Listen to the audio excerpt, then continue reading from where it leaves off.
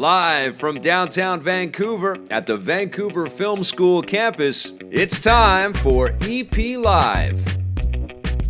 Hey, welcome to EPN. My name is Victor Lucas, and we bring you the latest in everything cool every single day. We've got an awesome show lined up for you guys. Thank you for coming back and watching EP Live. We realize we've been off for a little bit. It was Family Day, and both Blake and I did enjoy our separate family days. We're not in the same family. We work together all the time, so it feels like we're in the same family, but we're in separate families. We had a great family day. Thank you for asking. And we also had some travel in there. Blake did a very cool story on the Rainbow Six International Invitational event that went on in Montreal. He had a great time there. I was in Edmonton freezing my butt off, but I had a great time with family. But EP Live is back, and we've got an awesome show for you today. Remember that we shoot this show live, and you can come and watch it in person at the VFS Cafe, which is downtown in Vancouver at 390 West Hastings Street. And we'd love for you to come and be a part of the audience and enjoy the show with us. It's a very fun hour. That's what we endeavor to do every time we make an EP Live for you. We've got a dedication for you today, and it's for Lady Foxfire, who enjoyed my interview with Rod Ferguson from the Coalition. What's that? Check your mic cable. Oh, really? Having some issues? Make sure it's plugged in all the way. I think it is. Check, check, check. I mean, you can hear it coming through here. Does it? It's plugged in for a sec. It's not saying on, right? Nope. Okay. Sounding okay? Oh, is it popping a bit? Yeah. We're live, guys. We're live on the internet. Okay, Lady Foxfire enjoyed our interview with Rod Ferguson from the Coalition. Thank you so much. Said an amazing interview. Thank you. I can't wait for Gears 5. Neither could we. It was great that he came down and shared some insights on the development with us. Let's get started with your rundown. Ubisoft's new pirate game, Skull and Bones, hasn't even arrived yet, but a sister ship is already on the way. A TV series based on the upcoming video game is apparently in development. According to The Hollywood Reporter, Ubisoft's own film and TV division is already working on the adaptation, and like the game, it will focus on 18th century pirates who sail the Indian Ocean. They're producing the show in partnership with Atlas Entertainment, the financing company behind the big screen adaptation of another video game franchise, Warcraft. Ubisoft is also working on film and television adaptations of several other franchises like Splinter Cell and Rabbids, although the only thing they've released so far is the critically panned Assassin's Creed movie, which was terrible. Skull and Bones, the game, won't be released until later this year, so Ubisoft is obviously expecting it to be a big success. Hopefully they're not getting ahead of themselves, and I guess that's always the concern, isn't it? I think there's always this idea that properties can go transmedia, and this isn't just about video games. Anybody that comes up with a comic book or even a web comic or some kind of a podcast these days is thinking about how many ways it can be adapted. But the idea here is make us a great game that we really care and love, and hopefully Skull and Bones is going to be just that. I am looking forward to it. I loved Assassin's Creed 4. I loved being a pirate. Ubisoft has shown that they can make a very fun pirate adventure in the past, and I think Skull and Bones has a lot to live up to, quite frankly. Hopefully that becomes the case, and the game is awesome, and we get a cool TV show out of it to boot. That would be great. Now, Samsung is hoping to unfold a whole new era in smartphone technology. The tech giant has announced two new smartphones, the Galaxy S10, which is the latest entry in their flagship smartphone line, and an all-new phone called the Galaxy Fold. As the name implies, the Fold is their first foldable smartphone. It uses a flexible screen over top of a backside that's split in two sections with hinges, allowing users to fold the device in half for easier pocket storage. When it's open, the screen measures 7.3 inches, making it almost the size of a small tablet, and there's also a smaller screen on one side so you can check messages without even opening it.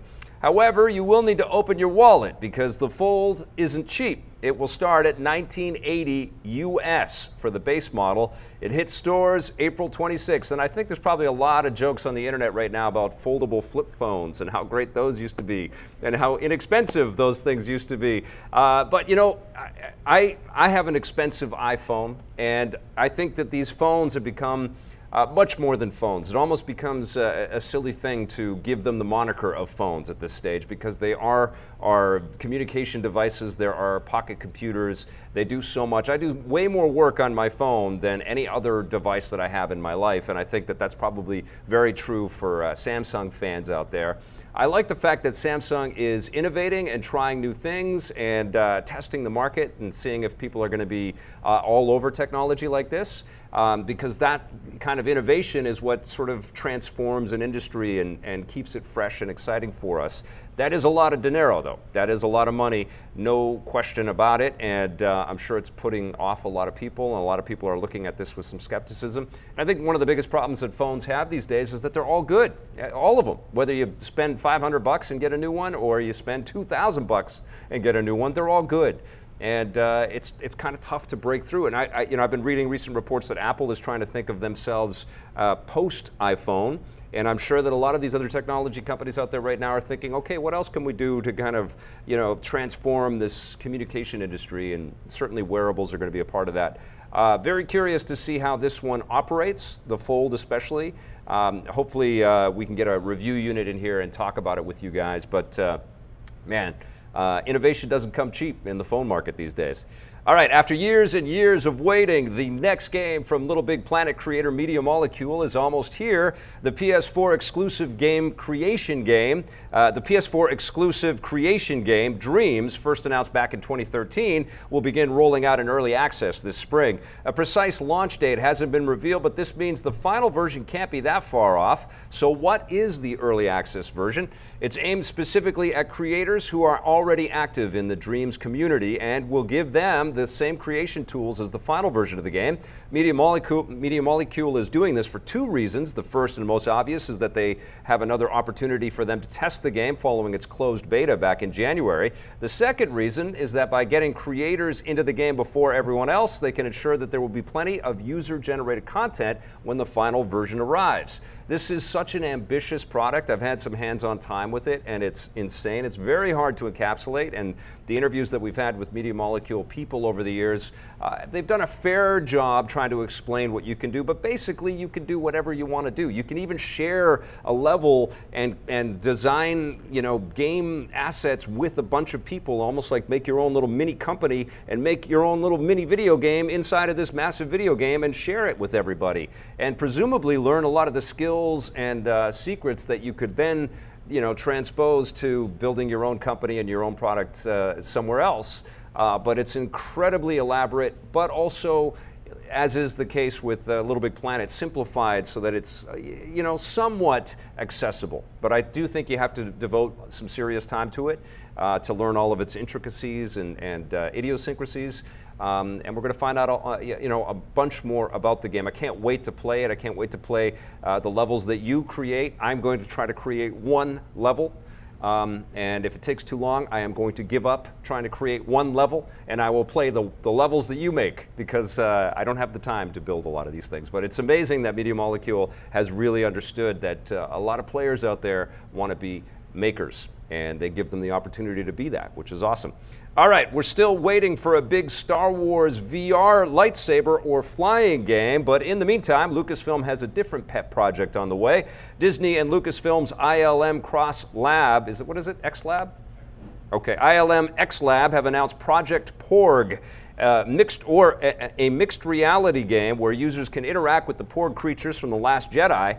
You can play with them and feed them treats and also teach them how to maneuver around real-world objects.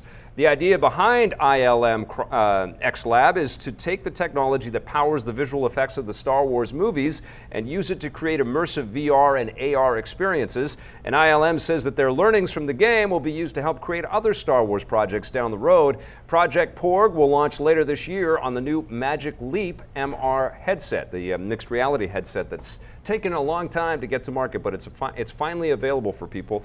And I think this is cool. I love the fact that there's a whole division, this whole R&D division within ILM that's looking at not just augmented reality or mixed reality applications, but I think also we're moving and edging very close to real-time effects manufacturing, stuff that is almost cinema ready in real time, which is going to transform the industry in a lot of different ways. And I think that technology like this, where you're putting on headsets and you're kind of looking at camera angles and looking at the integration of a CG creation mixed with the real world, is steps in that direction. And certainly ILM is looking at that in a big way. I wish it wasn't the porgs. Not crazy about those little porgs. Brings back some memories of a movie that let me down a little bit. I still want an awesome flying game in VR. I don't know, ILM, if you are watching, some of us have VR headsets. We'd like to fly an X-Wing for a long time. If you can make that, that would be great. But, always interested to see what the Star Wars folks are cooking up. And if I get a chance to play with these porgs, I will do it. All right, you guys, that's going to do it for our rundown. Let's take a look at this day in Everything Cool.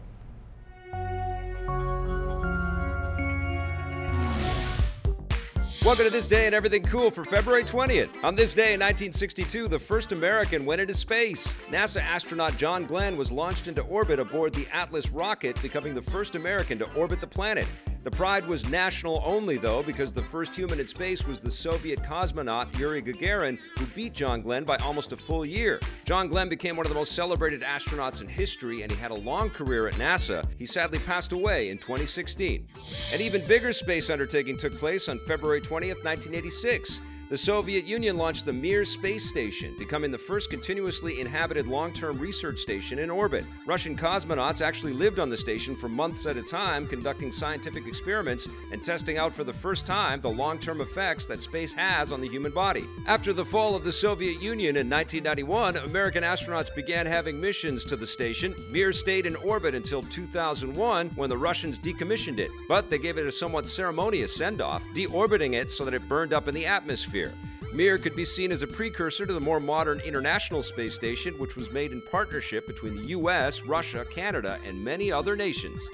Enough with that happy humans in outer space nonsense, because it's time to talk about Batman. On February 20th, 1944, Batman and Robin jumped from the pages of comic books to another print medium. DC debuted the first Batman and Robin comic strip in newspapers. The series was written by Batman co-creator Bob Kane and offered shorter versions of the Batman and Robin stories that were already being told in longer form on the pages of DC comic books. This was an important step in the mainstream popularity of Batman, introducing the character to a new audience that had never seen him before. The Batman and Robin comic strips ran off and on for decades, with the last one being published in 1991. Batman probably knows how to build a torpedo, and so does Humphrey Bogart. Could you make a torpedo? On this day in 1952, the iconic movie The African Queen debuted in theaters. Based on the book of the same name, it starred Humphrey Bogart and Katharine Hepburn as a mismatched pair of British and Canadian expatriates living in Africa during the breakout of World War I, who take it upon themselves to destroy a heavily armed German warship. The movie was actually shot on location in Africa, which was very rare for big Hollywood movies at the time, and it pleased audiences with its blend of adventure, drama, and humor. It's still fun to watch to this day. I pronounce you man and wife. Proceed with the execution. Hey, look at that. Somebody has joined me here on set. This is a very cool treat for us. Siobhan Williams is here. Hello. Thank you. Hi, Vic. Welcome to EP Live. Thank you. Thank you very much. It is awesome to have you here in studio. Now, you are an actor. And you've already had a terrific career. You've worked on lots of things. We're not doing like a summation of your career. You're in progress. You're working on lots of cool things. Currently, you are one of the leads on Deadly Class, which is a sci-fi show which just premiered in January. Yeah, January 16th, I think. Cool, and it airs on Space in Canada. Space in Canada. And it airs tonight, actually. It does, And you're going to be tweeting along with the episode. Yes. And we're going to talk about that in a second here. But Sure. The way that I met Siobhan was actually something very cool and different. And it was a video game project. Are you allowed to say what it was? I can't say the name of the project, but I can say that it was a Capcom game. Being made by Capcom Vancouver. That was made by Capcom Vancouver. So you could guess what the project yeah, was. It was an installment of a very large Capcom franchise, and the studio shut down and the project got canceled, unfortunately, because it would have been an amazing game. And here we are smiling, and all of that terrible news Crying hit. inside. Yeah, it was awful. Yeah, but you were having a great time. This was a big role for you within this video game. But that is, I think, a signature of the volatility of the industry, and you got to sort of witness it firsthand. How did it feel to have that sort of rug pulled out from under you? Because you pretty much finished a big chunk of your work already, right? Yeah, I worked on it for 3 years. Oh, God. And the rest of the team had worked on it for 3 or 5 years. And it was really heart-wrenching. I'm still grieving. Yeah. To be honest, I'm still kind of in denial that it's not ever going to become a thing. But is that for sure, or is there a possibility that some of that work might be handed over or I mean, something? I hope so. I think that it's really quality, and I think that would have been a game that would have put Capcom kind of back into a really upward tier, like it would have been in competition with Naughty Dog games, Yeah. But it really depends on the powers that be, I guess, and if they decide that they want to break into kind of an industry like that with that genre of game. But the animation was really, really next level, and the story was really next level, and I hope it does. Yeah. I hope that, maybe they change their minds, or if it gets picked up by another developer, that would be amazing. Well, it's cool that you Right had. to Capcom. I know, right? Like, send some emails up. But it's Yeah. cool that you've had a taste of performance, because you wore the performance capture suit, and they had the dots all over your face and all that stuff. But you're acting in lots of different scenarios, and that's kind of the way it is for actors today, right? Yes, You have to be versatile and kind of be open to performance and whatever technology is served up to you. Totally, yeah. Especially in film and TV nowadays. I mean, so much is green screen, which employs kind of a similar imaginative sort of acting. Yeah. Yeah. All right, well, talk to me about Deadly Class, which you're a series regular on. You're on. Are you in every episode of the show? Or? No, I'm not in every episode, but I'm in most of them. Okay, cool. So Deadly Class is about a high school where the world's criminal elite send their kids to become lethal assassins, as you do. And it's very dark. It's set in the 80s. It's very punk, counterculture. Music is a really huge part of it. If you were into like the 80s punk genre, it'll be up your alley. There's a lot of political references that apply nowadays as well, because this is very much about Reagan and the Reagan era. Now it's the Trump different era. Yes. Okay, I didn't want to say it. Yes. But yeah, so it's got a lot of different themes, and it's kind of genre bending. It's very action. It's produced by the Russo brothers, so all of the action has been edited and approved by them, which is a really big deal. That's awesome. Yeah, and it's been really fun. So this is not like the X-Men. This is like the X-Men gone bad. Exactly. Yeah, Right. It's very dark. It's very gritty. There's not a lot of moral compass. Okay. Is there and I know this is based on a comic series, is there an equivalent hero collection in the storyline of Deadly Class that we're gonna, do you combat a super team ever? Or? Oh, no, there's no superheroes.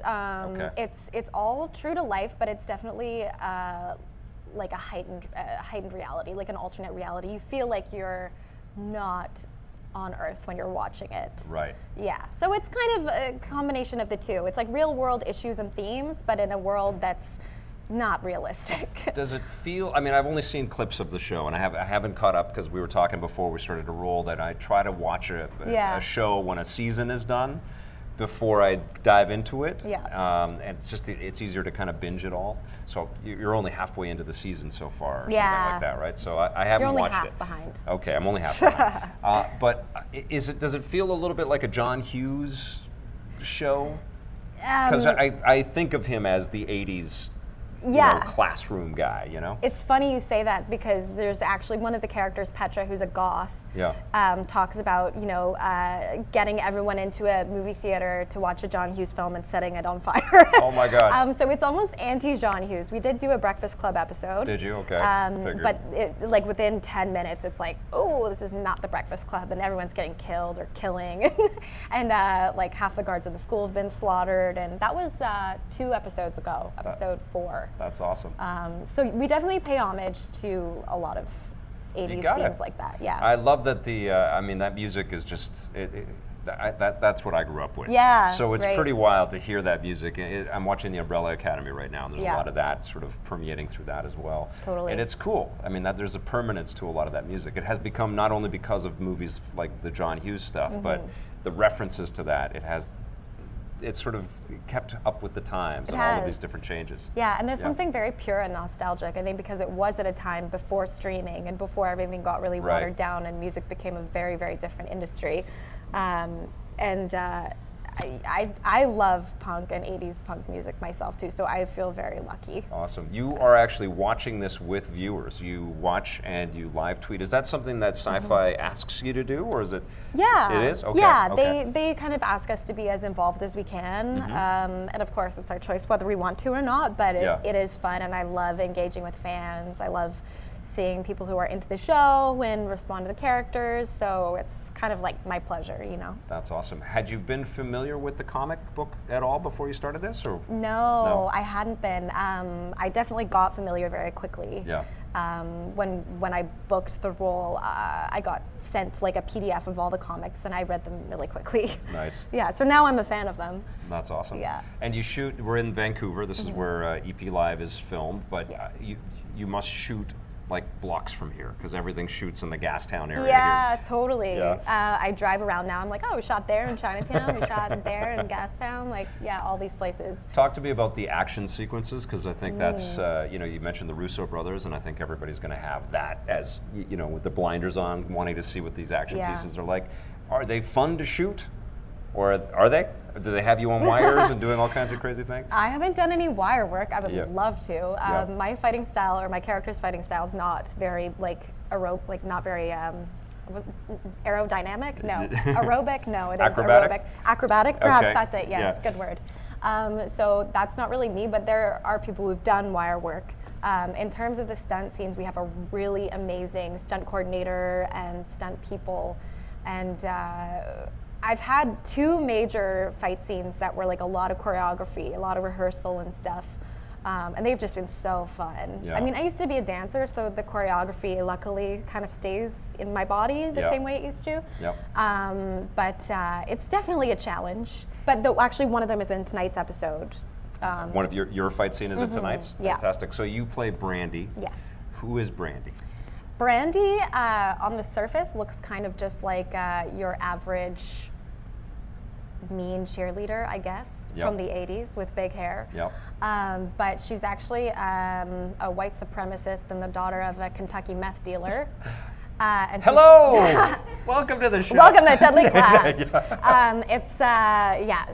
She's a horrible person. She's a villain on the show. Yeah. She's very Yeah, I was very surprised to sadistic. see the little clips of you just looking so mean and nasty because you don't give that off at all in the times that I've talked with you. But deep inside. But you like playing that clearly. I mean, other people just look at me and that's what they think. It's Really? more, I mean, Yeah. I'm given these rules. I don't know, yeah. Have you done anything this dark before, or is this the darkest thing that you've played so far? Yeah, I think this is probably the darkest thing I've played where at least I've been the villain. Like when I did Hell on Wheels, that was pretty dark. Like Yeah. I got like knocked up in a barn, and then the guy who knocked me up like killed my brother after, and that was dark, like Yeah. real life dark. Yeah. But this is definitely the darkest character I've played. Right on. But at the same time, she's an interesting character because although she's very dark, she's so southern and such a dynamic character that she's actually kind of ridiculous, and so it's kind of funny. Yeah.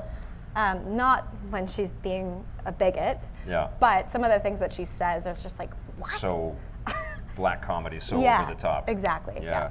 Talk to me about some of the cast members. There's a lot of young people on there, a lot of names that I don't recognize yet, Yes. but some of them are really famous already. Yeah, You're saying. yeah, totally. Well, Benedict Wong, Yeah. from Avengers and Doctor Strange, he's amazing Yeah. and such a great he's like John Lennon. I mean, I can say that because he's from Liverpool, but Yeah.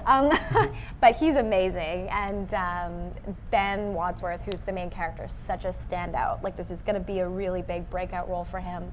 And my favorite part of the show is that there's some brilliant Vancouver actors who are actually allowed to shine in really, really neat character roles, which I feel like a lot of the times there's projects that come here and Canadians get cast as the bit parts, Yes. or the one-off guest stars, et cetera, et cetera. Whereas this show, the supporting cast is like 50% Vancouverites. Wow. And they're so good. that it's just like, see what we have here. That's like, awesome. Yeah. Do you think there's some, I mean, you've been here about 7 years, you were Mm-hmm. saying. Do you think it's starting to change in the city? Like we have all the CW shows are shooting, you know, around this area as Yeah. well. And they keep getting picked up. Like these shows have multiple seasons and Yeah. they get ingrained in our community. Do you feel like Yeah. it's starting to change a little bit? I definitely feel like there's a much larger volume of work than there was, especially because there's, you know, just such a quantity of shows filming right now that the crews are mostly Canadian, right? Yeah. Like all the below the line people are Canadian. Yes. Which is fantastic. I still feel like especially CW shows, they just don't cast many Canadians in leading roles. Right. It's all like the more diminished or supporting roles, which I understand, but it's good to have a show like Deadly Class that showcases the talent that we do have and shows that Canadians are capable of taking really substantial, meaty parts and like making them awesome. Yeah, absolutely. Do you ever run into the Magicians team? Yeah. Because they're all, there's so many shows, and I'm wondering if like there's a West Side Story of all of you guys just fighting each other, you know, like gang members, you know? That's so funny. Actually, yeah, Jason Ralph from the Magicians, he's a friend of mine Yeah. because I worked with his wife, Rachel Brosnahan, Okay. years ago. So she's a good friend of mine, and then I've met him, and we've hung out here and stuff, and then one of our cast members is also dating one of the Magicians cast members. I can say that, it's public. Okay, all right. Both of those things, yeah. Getting some gossip here. Yeah, so there's actually a bit of crossover. No official show crossover yet, though, but we'll see. Maybe. Maybe. You're on the same network. There you go. Yeah, Yep. yeah. You know, back in the 80s when the X-Files was shooting here and stuff, Vancouver got kind of a bad rap because it was always raining here. Oh. And he was talking Duchovny about... hated it, Yeah, right? Duchovny Yeah, hated it. Yeah. yeah. Do you feel like that has changed? Like when you talk with... Because so many people have to work here now. Is the attitude about the city a little bit different, do you feel? Or is it still like, oh my God, I'm in rainy Vancouver and I'm stuck here for months? No, you know, I think people love it. Everyone I've met that's not from here and comes here and shoots here says that they really love it. Yeah. However, I remember when we shot the pilot, both Ben and Luke Tenney, who plays Willie, were talking about how they loved Vancouver, and I was like, yeah, just wait until rain hits. And they were like, no, we like the rain. It's cozy. And then it's a month straight. And by the end of this season, I was like, so you still like Vancouver? And they're like, I'm moving back to LA. It's like, okay, I knew that would happen. Yeah. But I think that they still really love the city. And, Yeah. Yeah. It's certainly proving itself as an amazing, you know, place to build things, right? Yes.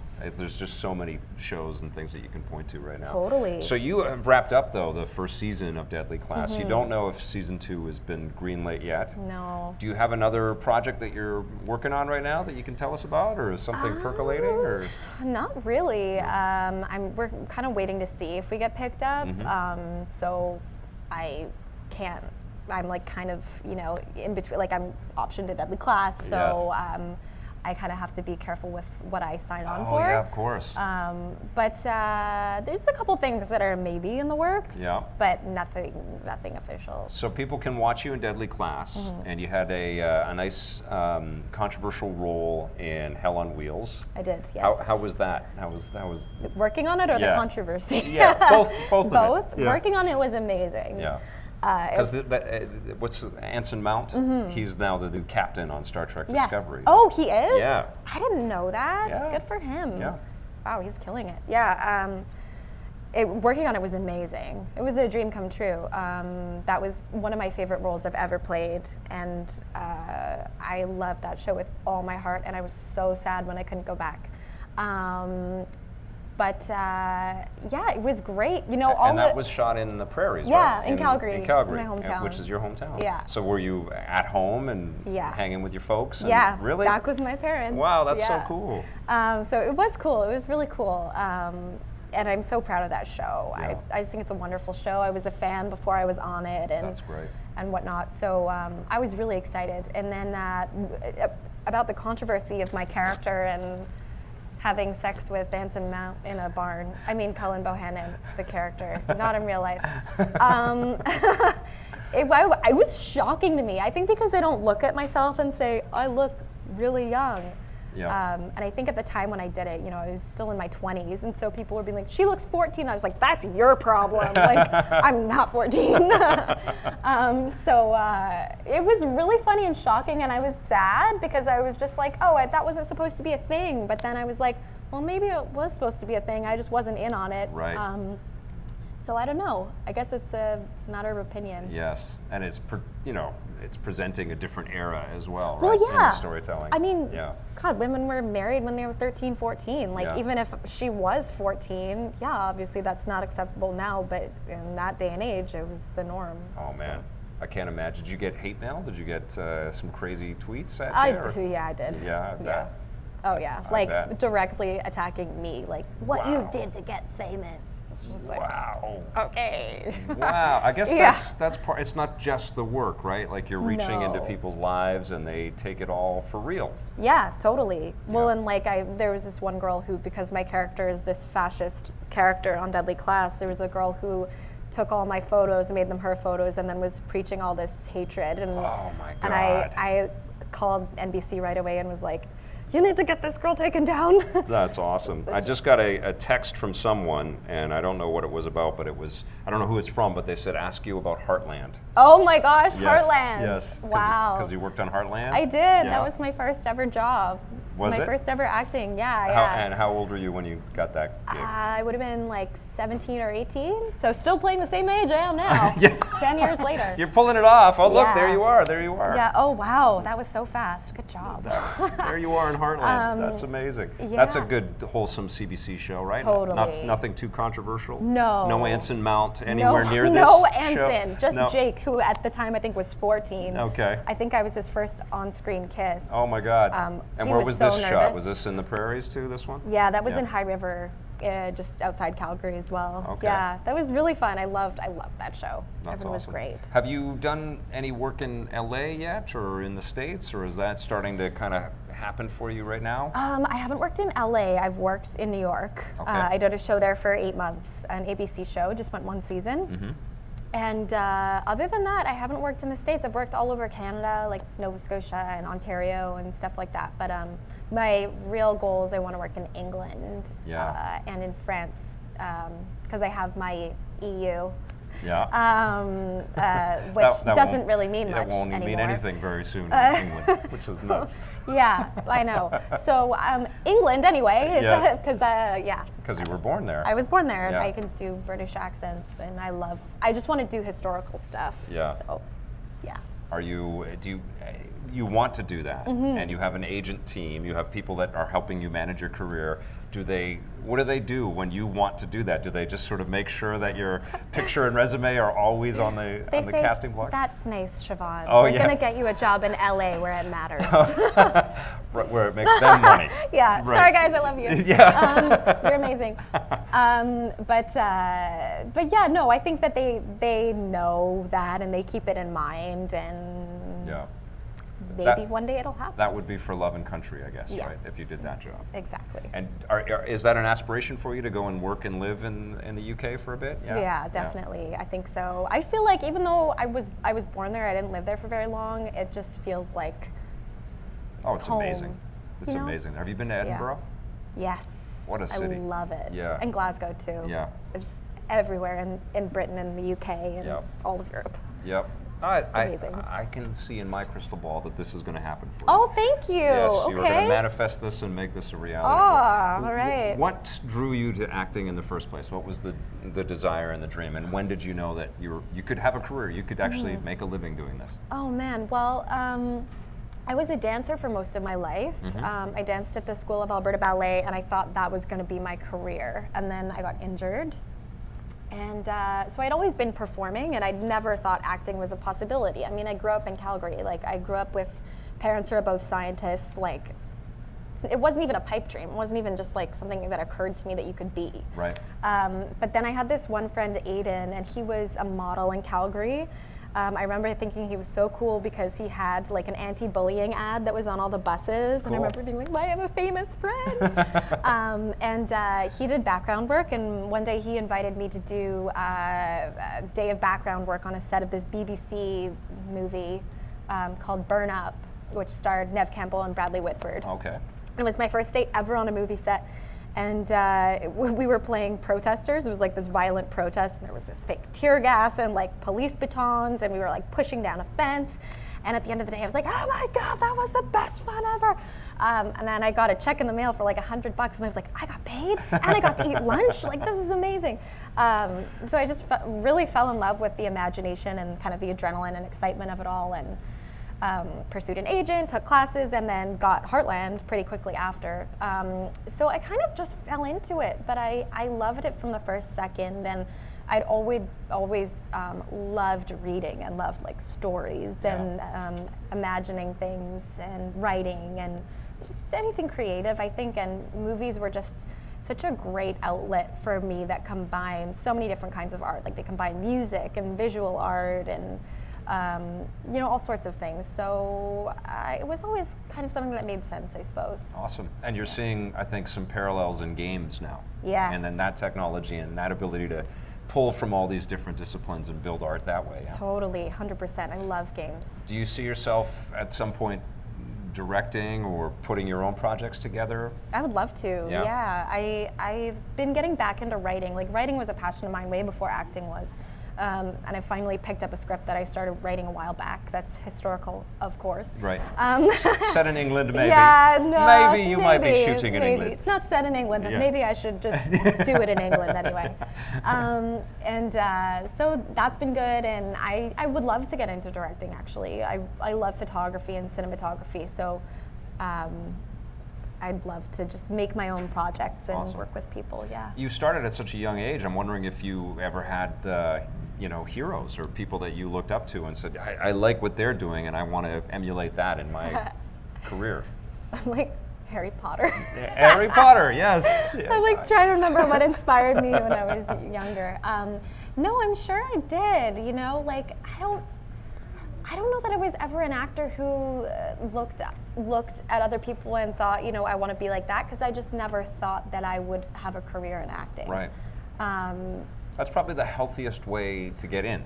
And it's yeah. And you recognize the luck of it all too. Totally. But that's probably it keeps you sane, not looking over at the grass on the other side. Right, yeah. I mean, nowadays I look at people like Margot Robbie or Emma Stone, and I'm like, oh, they're almost my age, and look at them, like, what are they doing? But like, it's a everyone lottery. has their own, everybody knows this. Totally, and everyone has their own path. And I also look 10 years younger than I am, or like 2 years, whatever.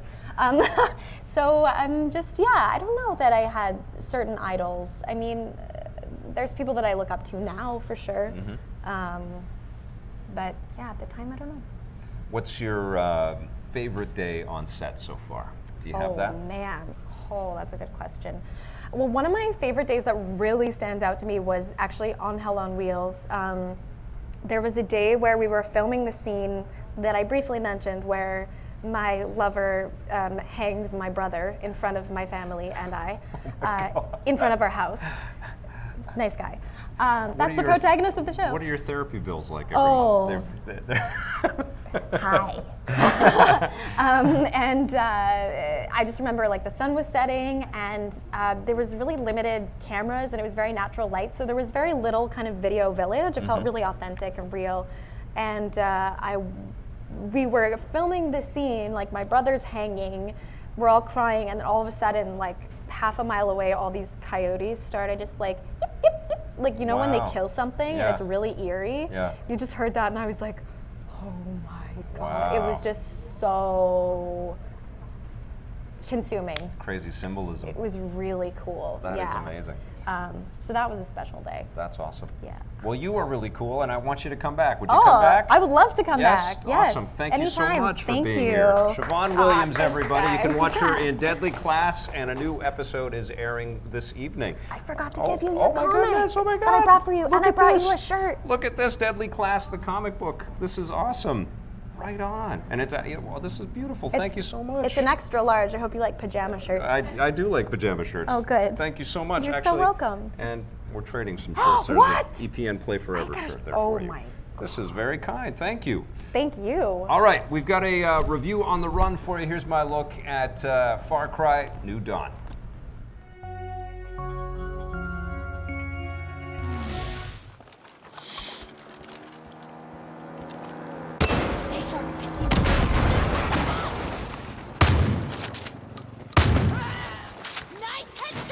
Far Cry 5 was an incredible game, and it's not a surprise that Ubisoft wanted to follow it up, and they have, with Far Cry New Dawn, which is a post-apocalyptic game set after the events of Far Cry 5. So that's a big spoiler if you haven't finished Far Cry 5. Sorry about that. And that kind of goes straight to the heart with my issues with Far Cry New Dawn, is that it's out too soon. Come on, let's get moving before more of those sons of bitches show up. You're sort of positioned to go up and attack the outpost and the bad guys that you have to face off against. They're led by these two psychos, the sisters, who have no compunction to beat the crap out of somebody with a motorcycle helmet. They are suitably psychotic and freaky and scary, and there's some awfulness. There's like this Mad Max Ian, is that a phrase? Mad Maxian tribal thing going on with people wearing motorcycle outfits and helmets and things, and pink. There's a lot of pink in this game, lots of bright neon colors in this game. So, you know, terrible times after the events of Far Cry 5, but somewhere along the line, everybody found some really bright spray paint and put it all over the damn place. So that actually injects a fair amount of beauty into the game. It's very colorful, it's very lush, life has found a way, and there's lots of animals and critters to go and hunt down and get their fur, and you can use that for the economies in the game. You can trade it for other equipment that then you can use to craft new weapons with. Even though you're sort of cobbling together your weaponry in a lot of ways, it's all like busted guns. And I like the saw blade weapon that you get, which is, it's kind of like the glaive from Krull, you know? It's a super weird reference there, but it slices and dices and takes care of bad guys really well. But you're just like putting pieces and clamping things on, and duct tape plays a big part. It's like a supporting character in this game. You're on the hunt for ethanol, which is sort of the gas of this world, which is needed to keep the fires burning and the lights on back at home base. Of course, you're constantly trying to get new territory and rescue people that have been captured, and you know, you've got to sneak into different facilities, and you can go blasting in there if you've got the right amount of firepower, and then you're going to get all kinds of allies. And I enjoyed all of the encounters with the characters. Some of them you're going to remember from Far Cry 5, some of them are brand new. You get a new dog, which was really cute.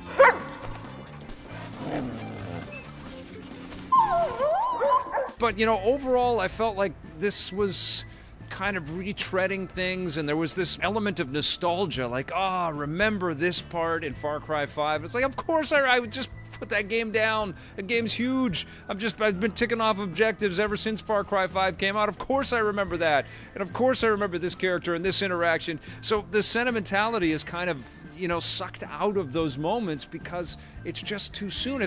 Honestly, the thing that I kept going back in my mind when I talked about Far Cry 5 coming together with Dan Hay, it was like, this is almost like a television show you guys are crafting here. And this is like another season of the television show, but it's like too much, too many episodes, too much content. And I think Ubisoft would have benefited even with this exact game, because production-wise, it's beautiful. It looks great. All the animals, the water, you know, it's all gorgeous. But it was just like, I didn't want to go right back into Hope County, even if it's New Hope County, even if it's a devastated Montana, and they did a good job with devastating it. It's like, I was just here.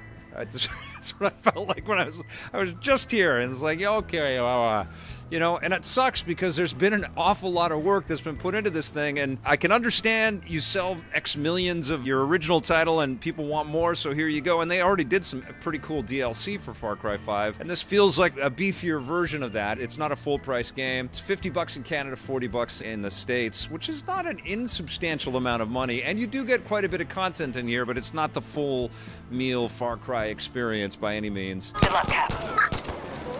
So I'm kind of mixed. Like, I dig the work, I dig the idea, but I feel like it's just too soon in my life, and I just couldn't really get super fired up when I played it. I liked it, but I didn't love it, and it also feels like it's kind of sort of playing the tune, you know, the Far Cry tune. We know this tune off by heart by now, you know, and it's almost like everything since Voss has been in the shadow of Voss a little bit. Although Far Cry 5 was really special.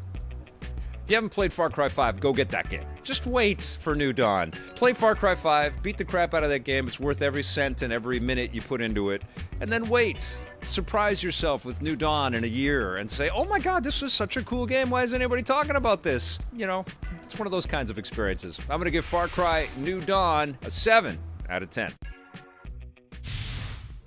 So I guess Far Cry New Dawn is a future buried treasure. I think that's what we're talking about right there. I don't know how popular it is. I don't know if you've been playing it, but it didn't blow me away. Lots of stuff in it blew me away, but not the game itself. I've got something cool today. This is an unboxing of a little mini. Well, I'll show you. But a company called New Wave Toys makes a thing called the Replicade, and they sent me out something to check out here, and I obviously can't review it because I haven't opened it yet, but let's take a look at what's inside the box. I'm going to close the iPad for a second so we can see everything on the table here. One of the cool things that comes with this is a keychain that has a little quarter slot with it, which I'll put over here right there like that, so you can see that right there, which is pretty cool. And it's got the Replicade logo on the back, and I love this. I wonder how many quarters I could actually earn just by carrying that around and having people see that. So that was cool. That's a nice little, I don't know if that comes with these things or not, but that's a nice little extra. And I'll show you what I got right now, okay? Let's see. Let's open this sucker right up. Try not to stab myself. When I saw what the game was, I said, yeah, I would love to see one of these things. So they sent it out to me. This is from New Wave Toys. It's called the Replicade, and it's a tiny little arcade system, and this is Tempest. Is that in focus? Does that look okay? Yeah? Okay, cool. So this is Tempest. It's a 12-inch play scale, so it's kind of like an arcade machine for like the Hot Toys action figures or something like that. But everything does work. That's the cool thing about it, is that isn't just a prop. It actually works like the regular arcade machines that you know from your past, and they made a whole bunch of them too. But Tempest was the one that was at the top of the email, and I went, oh my God, that sounds amazing. And so there's a whole bunch of other ones out there as well. I think they've got something with Street Fighter and lots of other titles out there.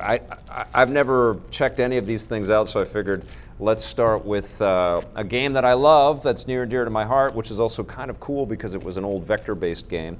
And of course I love the Tempest 2000 and Tempest 4000, but it comes with a little instruction book. Instruction books are cool. We don't get those that often anymore. It actually tells you how to play the game, which is awesome.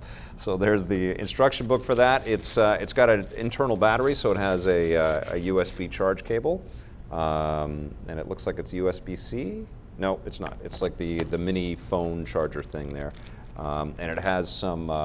Here's the turning knob. I don't know what they're called. The turning knob for playing Tempest, which is how you would play it in the arcade back in the day. And here is the actual arcade unit itself, all with the old custom artwork on the sides, which is just fantastic. So look at that little sucker. Really cool, and it's like Batman's just too short to play with Tempest right there. He's like, Mom, can I play? Do you have an extra quarter? I want to play. That's Kid Batman's voice. I want to play some Tempest. Oh, they give you an extra one of these. So this is an extra one if you lose the little twisty turny thing right there.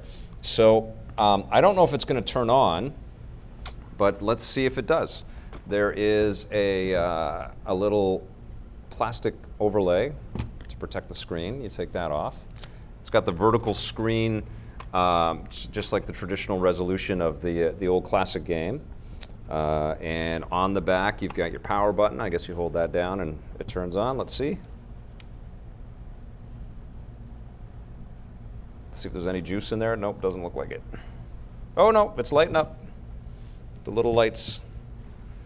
That's cool. So there is a little bit of power in there. Usually they ship them with a little bit of juice so you can see if it's working. And it is. And so that's cool. So it has little light up. Oh, and it has the sound effects and stuff from the game, but it has little light up player 1 and player 2 buttons. You can take take the volume down in the back or turn it up, and let's see. Let's give it a shot. Oh my God, I'm dead already. That's pretty cool. All right, press start. Let's do it. We're gonna go to wave 5. Let's give it a shot. Oh my God, that's crazy. I'm playing a tiny little Tempest. That is so nuts. I don't know if you can see that, but there it is. It is playing right now. That is so cool. So there you go, Mini Batman. You can play Tempest. So what I'm going to do is I'm going to put this through its paces and actually play a few games and tell you how it feels and how it handles.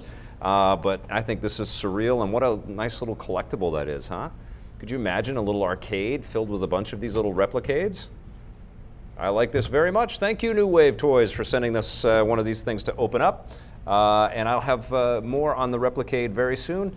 But right now, we've got a buried treasure for you.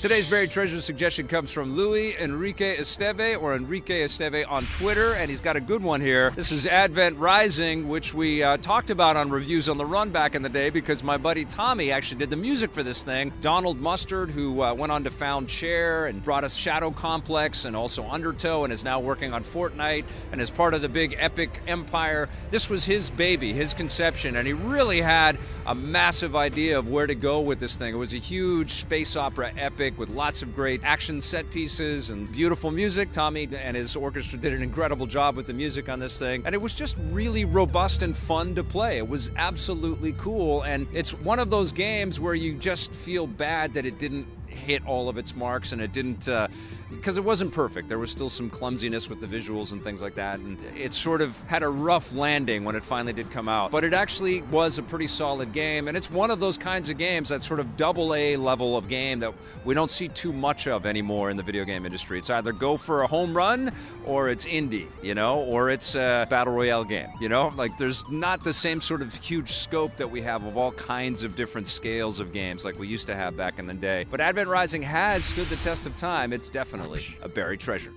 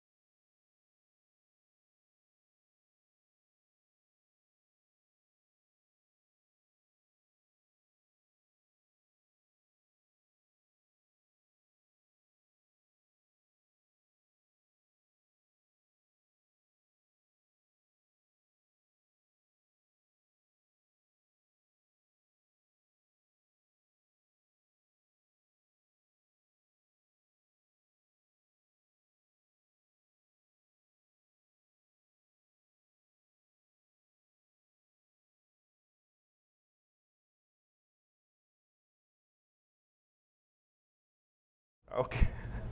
All right, welcome back. We are back. So what do we have? We had a technical difficulties video running there for a little bit. What do we have? Okay, we're back.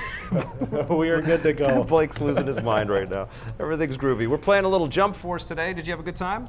I had a with the great show time. so Yeah, far? yeah, you Siobhan bet. I was always cool, do. right? Yeah. Nice, man. Thanks for coming back. You've been in a Yeah. couple shows already. I've been fortunate enough to make it to a few, yeah. Awesome. Tell the people that it's fun to come down and watch It's a lot the of fun, thing guys. live. It's a lot of fun. Right? Come down here. Yeah, we're trying to make something cool. Yeah. We have a very cool guest. He hasn't confirmed for me yet. You know what? I'm gonna make him confirm. Brian Provinciano has said that he's coming in on Friday. He Very is cool. the creator of Retro City Rampage, which is available for every device that's out there. I think even on Casio watches at this point. And he's also got a new game called Shakedown Hawaii, and I believe we are going to get a taste of Shakedown Hawaii on Friday. But this is Let's Play and Chat. This is Jason, who is going to do the playing. I'm gonna do my best. And you are going to be playing, and unfortunately you have to, because we try to keep the monitors for the people to watch Yeah, the game yeah. out there, so you got to watch it off of this little crappy screen right there. We're But gonna- and while Jason plays, and this one, it's a team battle experience here. Have you seen this game yet? I've seen footage here and there, but It's an incredible game. So good. We are back and we are live. I don't know why I'm typing this in because I'm actually on screen right now, but I'm typing it in. We are live, doing it live. What we do is we talk about whatever you want to talk about. If you've got any questions or comments or anything that you want to tell us, go ahead and shout it out. I'm here, Jason's here. We can talk about it, and Ask us stuff. you can play a little bit of Jump Force. Okay, what am I doing here? So go back and just choose one of your characters. Okay. Let's And- do. Where did Goku go? So these are all the Yeah. the Shonen Jump brands. So Dragon Sure, Ball okay. and Naruto and There Monkey we go. There we D. go. Luffy. Oh, I got you. We're picking the team. Okay. Yeah, there you go. So I chose Piccolo. Piccolo, he's great. And Let's. whatever you yeah, want. Yeah. sure. They're You'll all do. They're all super fun. Vic, price point on that arcade. Actually, I don't know how much it is. I think it's around $100 for the arcade machine. But that will be part of my review. I just wanted to kind of show it off today, and it's pretty damn slick, isn't it? So there you go. You can jump in that's wicked. and you have a little team battle, and wait till you see the graphics on this game. Yeah. So cool. Question from Taz: has Crankpuss blown up over the Discovery reference on the stream? Were you okay, Blake, that I talked about Star Trek Discovery? He's got a big thumbs up, so he's okay. We're still friends. We're okay. I didn't make him too angry. Question: did you read the rumor about Armie Hammer possibly being the front runner for Batman from Blair Farrell? I mean, that makes the most obvious sense to me. He's denying it, is the latest I read, but I hope that's, He's good though, Yeah. right? Oh, He's he'd the be great. perfect casting choice if he wants to do it, for sure. right? What we don't want is someone that doesn't want to do it and Getting it's kind of locked like, into 7 movies. yeah, And then, yeah. which is I think what Ben Affleck Right. kind of realized. He wasn't happy with the movies, I think partially, and he wasn't happy with the fandom Right, probably right. around the movies Yeah. and his performance. And he it was probably like a dream realized, because I know he's a big comic sure, nerd, Ben Affleck. sure. But then it was realized and it was kind of miserable. He got too much guff right from the get-go. Plus dealing with his own personal stuff Sure. too. But the movies just weren't that great that he was in, I like Justice League, but yeah. Anyways, I would love Armie Hammer. I think that's the great choice, only on the condition that he really wants to do it. Right. There was also Robert Pattinson, the vampire guy. Okay. There's No, been rumors of him, which is a kind of a ballsy rumor because he doesn't scream Batman to me. But he's a good actor, and maybe he is going to be. But now there's talk that he's going to be a villain, and he might be the new Joker, Okay. We need a new Joker. which could be interesting. And we did because Jared Leto is gone. Like they're Yeah. not making any more Jared Leto Joker stuff. And then we have Joaquin Phoenix as Joker coming out this year, Beyond excited. which could be really cool. Am I excited to play Devil May Cry 5? This is from Rowan Strata. You know I am. I love the Devil May Cry games. I actually really love DMC. I like what Ninja Theory came up with and put together. But I can't wait to dive back into kind of the retro feeling vibe of Devil May Cry 5. That could be really fun. Did I get the collector's edition of Resident Evil 2, Jordan Cunningham? No, I just got the code. I've got a very full space with lots and lots of toys and collectibles for many years, and I love collector's editions, but it's okay when I don't get them because I get a lot of stuff. Sure. I've been doing this for a long time, and yeah, my wife likes it when I don't get collector's editions. Could we make this louder? Hey, what do we got? We've got the manufacturer suggested retail price is $160 on their Kickstarter, I guess, for the arcade machines. Thank you, Ms. Hojat. I hope that's the way I'm pronouncing it correctly. YB Gamer, or YBA Gamer.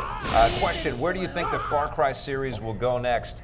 You know what? I really like the idea of going to Mars. That DLC that they did was kind of a nice taste test of what could be sort of set in the future. So, like, I think the idea of I don't know, randomizing the experience a little bit more could really benefit Far Cry. They don't need to do another historical thing. I think Primal was a really cool concept, and I think maybe it had a little bit too much saturation with things to do. And 5 is kind of perfect for a present-day experience. I think they did a really amazing job there. So I think dabbling with the future and maybe testing out. Maybe it's not Mars. Maybe it's a space colony or something like that. That could be really cool for Far Cry. Blair Farrell is going to be streaming some DMC tonight.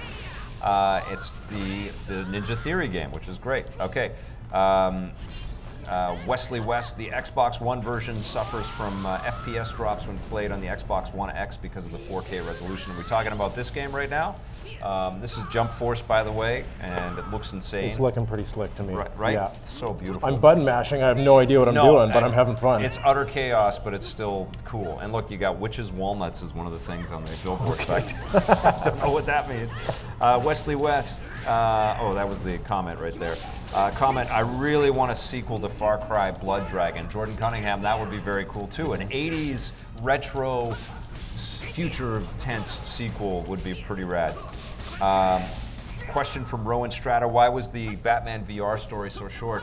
I think what the developers have really been kind of focused on with VR is experiential, and I think there was this kind of unwritten rule that they can't really be huge, full story-based experiences. And that game came out relatively soon in the VR kind of story, and so they didn't really push it too much. They just wanted you to feel like Batman. But I agree, it was like, okay, you finish it and you want more. I think that's kind of a positive. If you want, like Moss was the same thing. Moss was an exceptional game, but it was like, oh, it's just getting going, I want more. But yeah, VR's got its own struggles. That's one of them. People want to feel like they're getting a full meal deal for the cost of these experiences, and you know the motion sickness. There's a lot of little issues with VR, but I feel your pain. You want more of this good stuff. You know, like I wanted way more of the X-Wing mission that we got in Battlefront.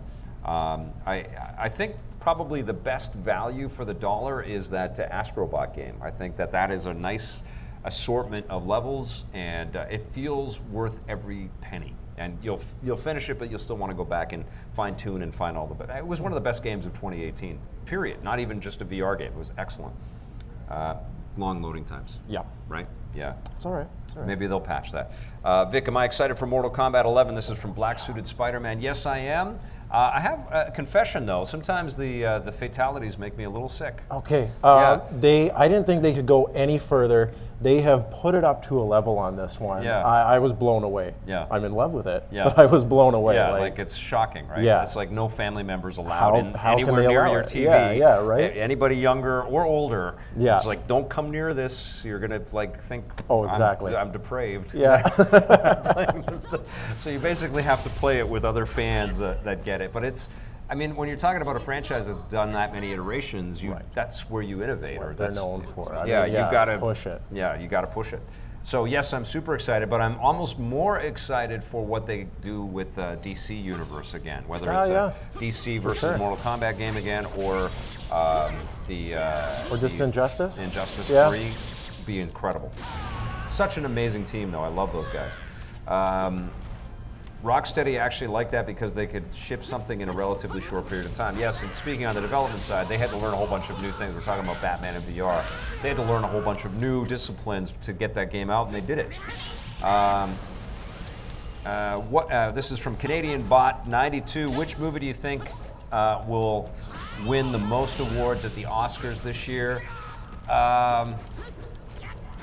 I think if Spider-Man Into the Spider-Verse was nominated for more things, it would clean up. But everybody just thinks of it as a cartoon, so it gets that one. But it was just a beautiful story. I'm kicking myself. You know, I haven't had a chance to see it yet, but so I know good. people have seen it 4 or 5 times. Comes out on home video this month. Oh, okay. Yeah, Perfect. next week actually. You can download it, and then the Blu-ray next month. I think Black Panther's going to do pretty well because it's a significant picture. You know, it's a great movie. I've heard Green Book is going to do really well. I haven't seen Green Book. Blake, what do you think is going to crush it at the Oscars this year? No idea? Yeah, you know what? I've got to do a little bit of Oscars homework because I think we should talk a little bit about the Oscars on Friday's EP Live. So Canadian Bot, kudos to you. Thank you for getting me thinking in that headspace. What do you guys think is going to do really well at the Oscars this year? You know what I've been hearing a lot about? Like, I'm a sound design student just right across the street. Yeah. And I've got a ton of people in my class raving about Roma. Oh yeah, yes. Which again, I have haven't not seen it yet. Yeah, Yeah. it's on Netflix. it feels like a commitment, like you're gonna Right. be in for some stuff. Right, You see the right. trailer, it's like, oh my God, Yeah, I don't yeah, want yeah. anything bad to happen to these people, but Yeah, bad things I are need gonna, some lighthearted Yeah. background Yes. stuff right now. Yeah. But yeah, I've heard amazing things about that. That's Alfonso Cuarón. Yes. Is that right? Yes, yeah. I believe Incredible so. filmmaker. Okay, Timberwolf, Vic, you must see Green Book, best movie in years. I clearly need to make some time to see a bunch of these movies. Comment, the game looks similar to Dragon Ball Z Budokai Tenkaichi series. I probably said every one of those words wrong. That was from Adrian Leon. Comment, Rami Malek. Yes. Rami Malek. I always say his name differently. Deserves the Best Actor Oscar for Bohemian Rhapsody. He was fantastic in that movie. You see Bohemian You know what? Rhapsody? No. I don't know if every it year- deserves all the hype. Right. But it's a great fan moment. Sure, When you sure. go, you just love the whole Queen experience. But he is amazing. Very cool. I try to make a point every year to watch, at least what's going for Best Picture, but this year I botched it. Yeah. It's tough. It is, yeah. It's like when I was talking with Siobhan, like there's just no end Right. of content for us to consume these days.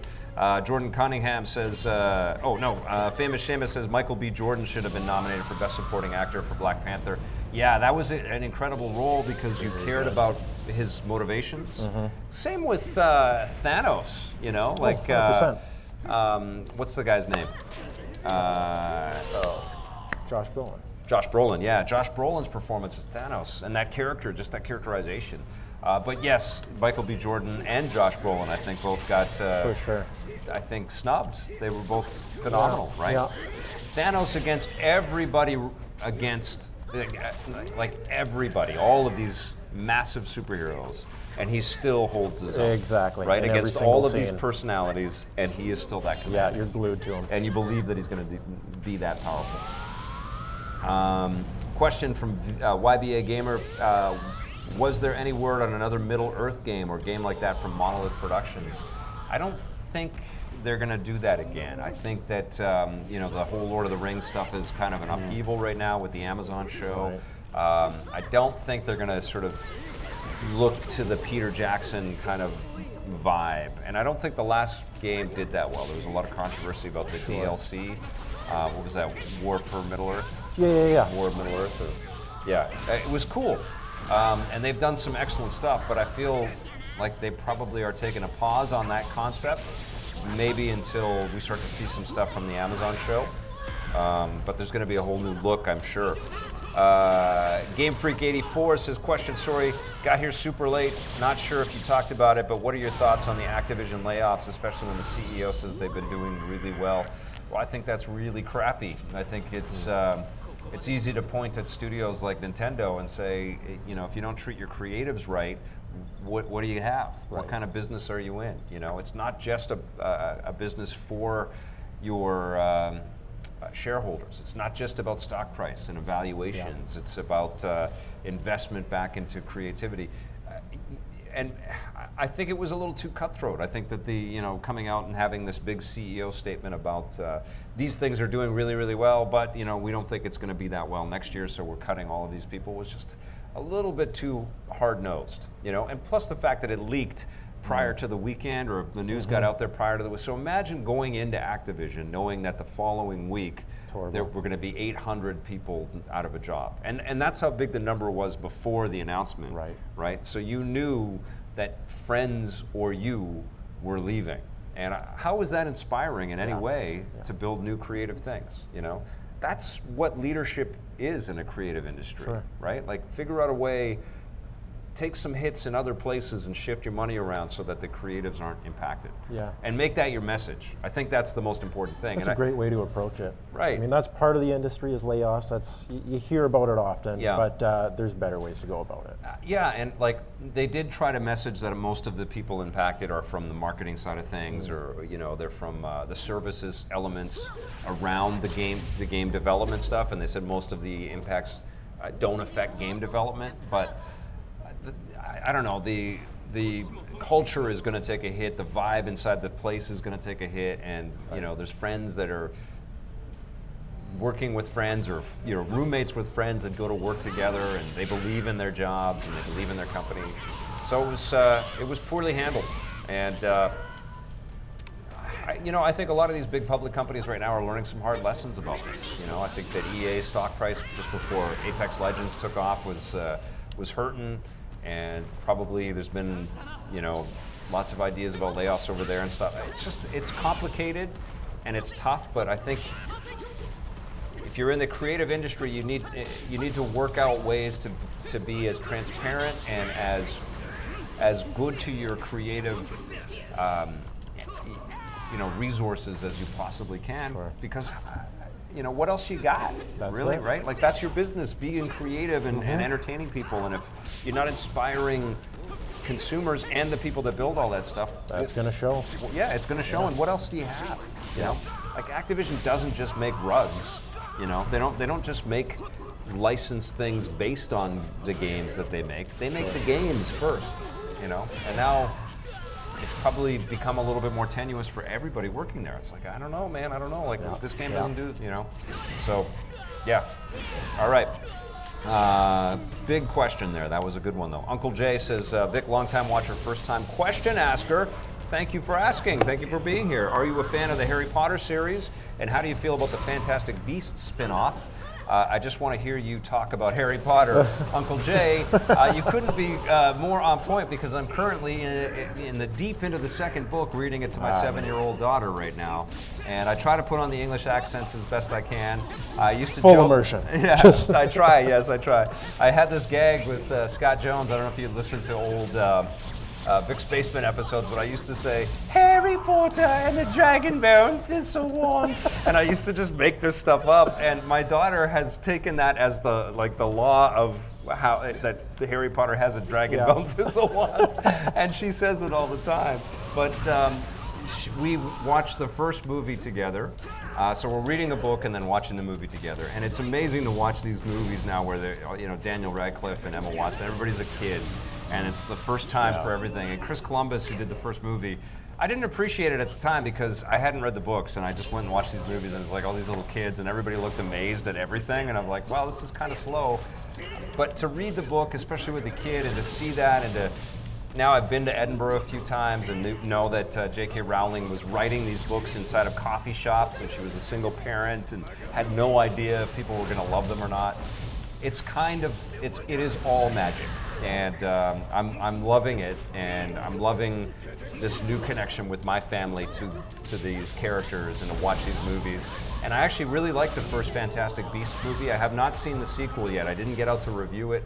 For some reason, Johnny and I just couldn't sync up when that movie hit theaters, but I know it's just hit video, so maybe I'll review the Blu-ray or something. But long story short, I'm loving this immersion. And my family, because we travel quite a bit, my family for work, and my family sometimes meets up with me. My kid has had the great luxury to have been to Disneyland a few times, but I was at in Orlando for Star Wars Celebration last year, and my family came with me to that. And we went to the Harry Potter world at Universal, and Ruby my kid hadn't seen anything. Okay. But she flipped out, and it's incredible, and you really feel like you're walking through Diagon Alley. It's so amazing. We bought a little wand and the whole thing. And I was fortunate enough to go to 9 3/4 last year. It's so good, right? I don't care how old you are. I'm a kid in a candy store. I'm picking magic. out wands and. Oh, it's amazing. Yeah, no, we were blown away. And it's so cool she's got that familiarity now. Now she wants to she's going to be Hermione. For Halloween. So yeah, It's a big part of our world right now. So I don't know if you picked up on that, but you got it. We got another question from Rowan Strata. Vic, have you heard anything about the new Avengers game? I've asked about it. Have not heard anything about it. But some good things are percolating. Can't say anything. Yeah. At least somebody knows something. Yeah, they're very excited over there. Very excited to see the movie and sort of bask in the glow of all this Avengers-ness that's hitting this year. Question from Jordan Cunningham. What do you think of Resident Evil 2 Remake? Have you played both campaigns, Leon and Claire? I played a little bit of both. I played mostly Leon, and I played some Claire, and I loved it. It's beautiful. It's an incredible experience. They did an amazing job. And, you know, I liked Resident Evil 2 when I first reviewed it. I thought it was cool, but it had a lot of clunkiness with its design, which was being solved in other 3D games at the time. And it's amazing to see this remake just answer every one of my complaints of the original and then make it state-of-the-art, fidelity-wise. It's a beautiful, beautiful escape. Great, great game. And I know Johnny from Happy Console Gamer liked it even more than me. He bought the collector's edition, give that game 10 out of 10. But Capcom killed it. Sam I Am 111, is it unfair to compare Crackdown 3 to other open world titles when it is the first attempt at an open world title by Sumo Digital? I think it's all fair at this point, you know?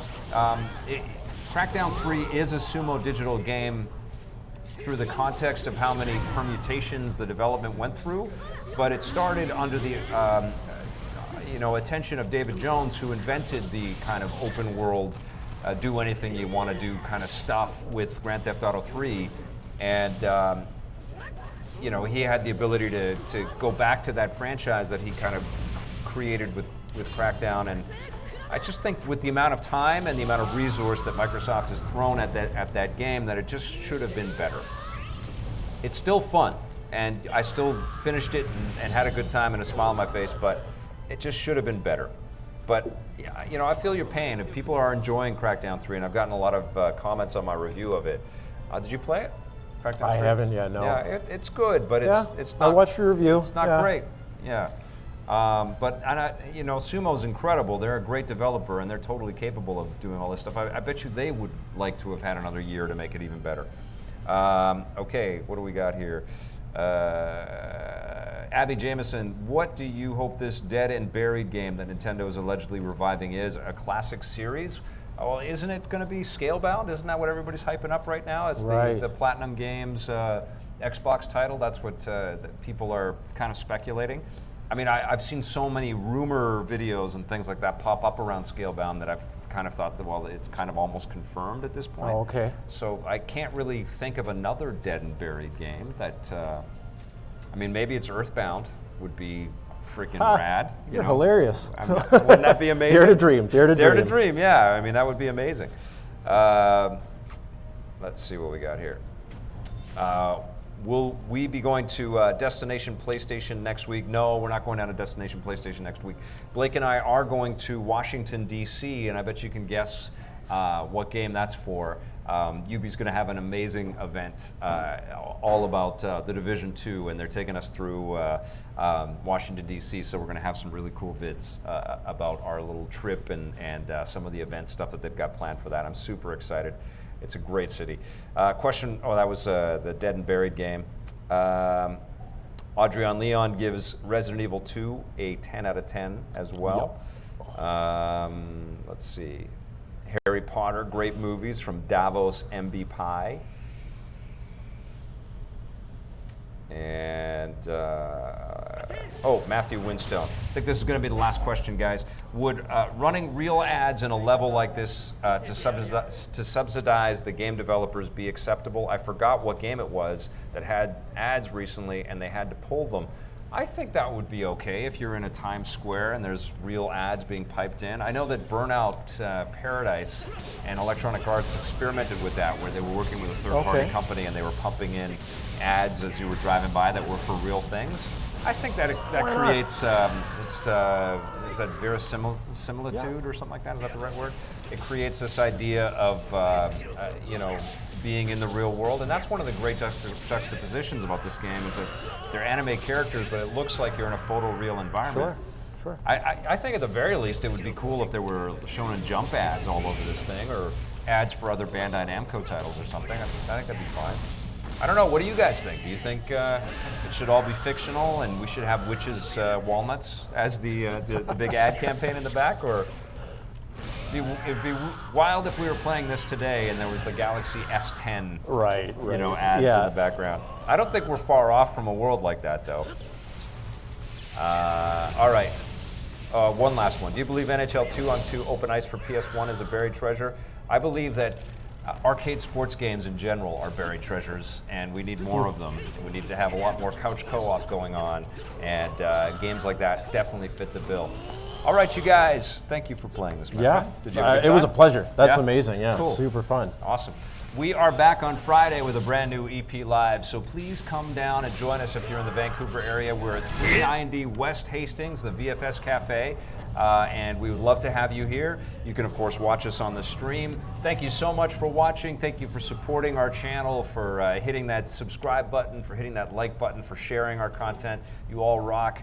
You know, we've got merch that you can pick up as well at epn.tv/merch. And we're going to see you tomorrow with a brand new rundown, and we'll see you again here for EP Live on Friday. Thanks for watching, everybody. Play forever.